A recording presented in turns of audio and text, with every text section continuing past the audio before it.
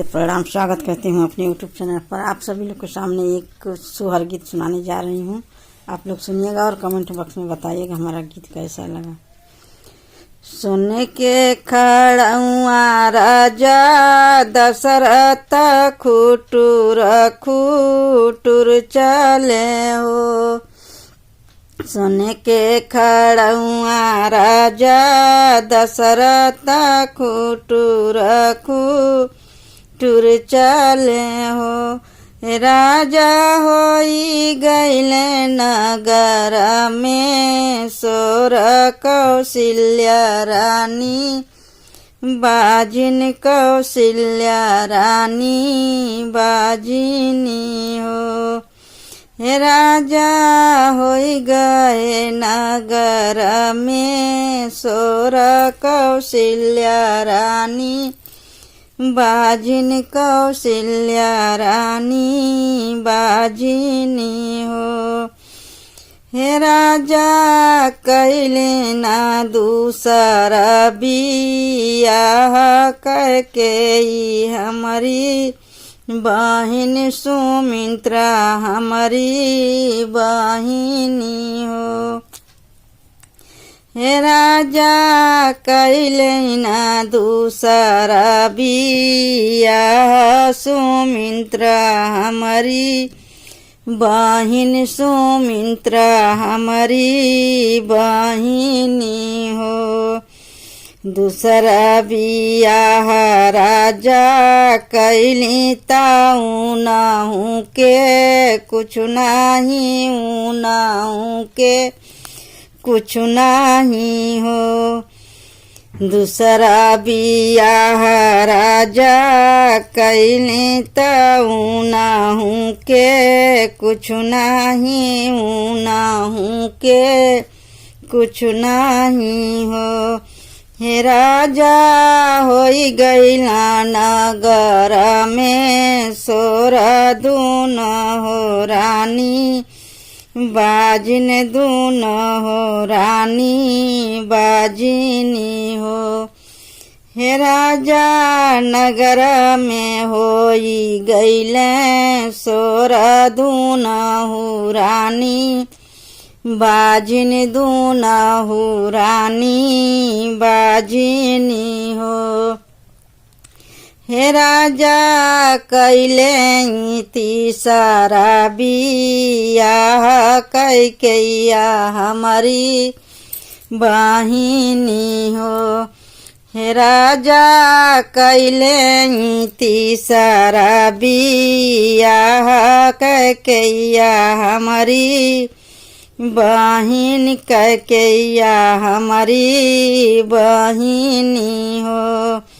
तीसरा बियाह राजा कैली ताऊ नाहू के कुछ नहीं नाहू के कुछ नहीं हो।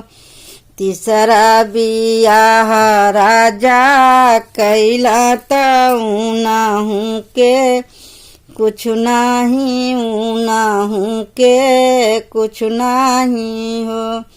हे राजा होई गईले नगर में सोर तीन हो रानी बाजिन तीन हो रानी बाजिनी हो।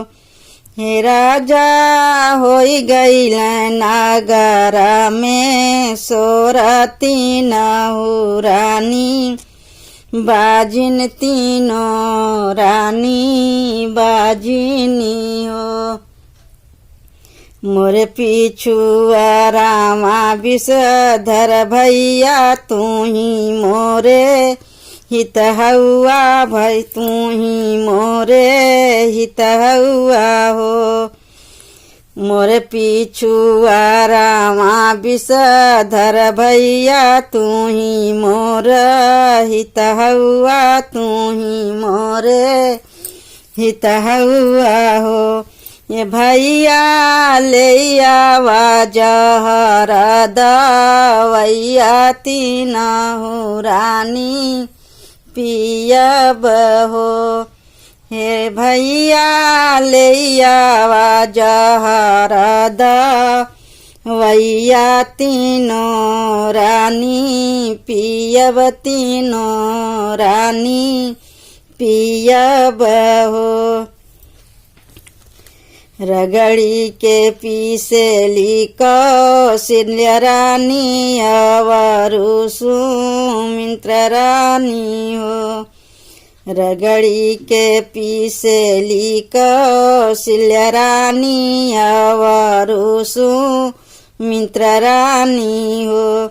ललना सिल धोई पियली कैकेयी रानी तीनों रानी गर्भ हो। ललना सिल धोई पीसे ललना सिल धोई पियली कैकेयी रानी तीनों रानी गर्भ तीनों रानी गर्भ हो। कौशल्या के जनमेला राम सुमित्रा के लक्ष्मण सुमित्रा के लक्ष्मण हो।